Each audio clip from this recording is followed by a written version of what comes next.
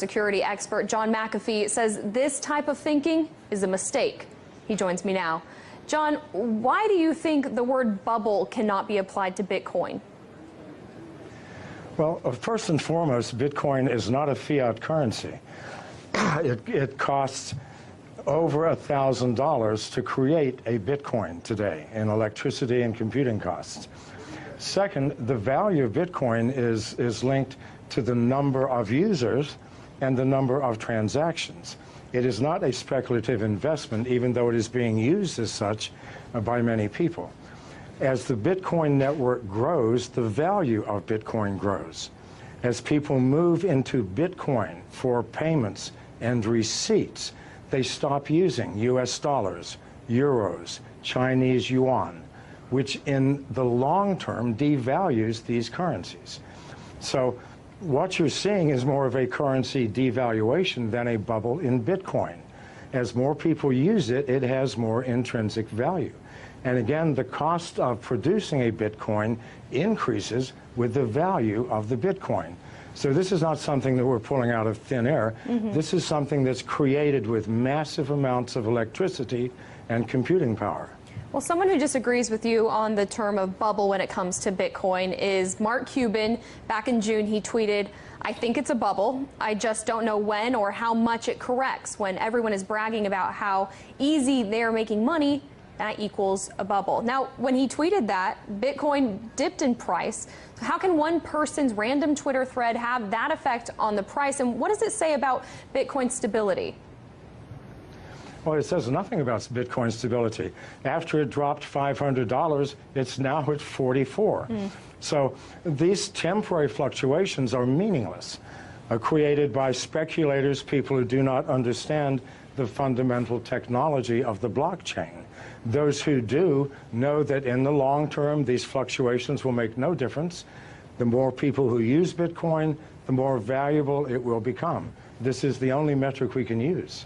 Now, Bitcoin and blockchain go hand in hand, but blockchain's ability to track financial transactions in a way that is incorruptible, it gives it infinite amount of uses outside of the original purpose of using it for Bitcoin. Do you see blockchains overtaking certain aspects of the financial system as we know it now? It will take over all aspects.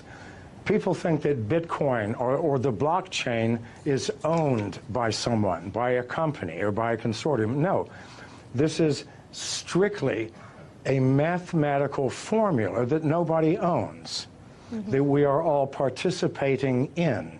And we use the blockchain for everything from fixing supply chain problems in corporations to verifying the authenticity of the sender and receiver in a financial transaction. It is the most powerful technology that the world has seen, I believe, since the invention of agriculture. Now, John, we've showed our viewers Bitcoin's rise just in the past month, and we can show it to them again if it's up there.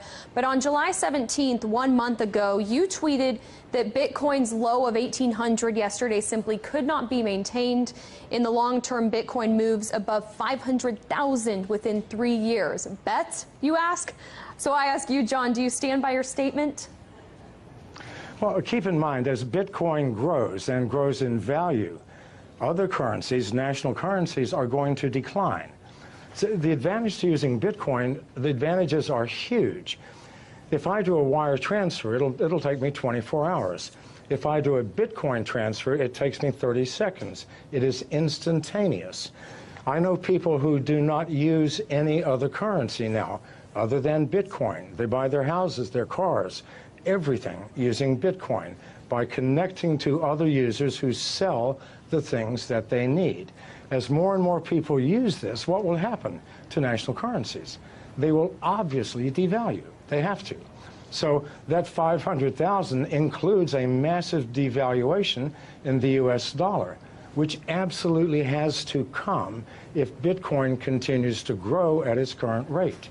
Well, it's certainly a community effort, and the Bitcoin community and for other cryptocurrencies, it's only growing. John McAfee, founder of McAfee Incorporated, thank you so much for your thoughts today.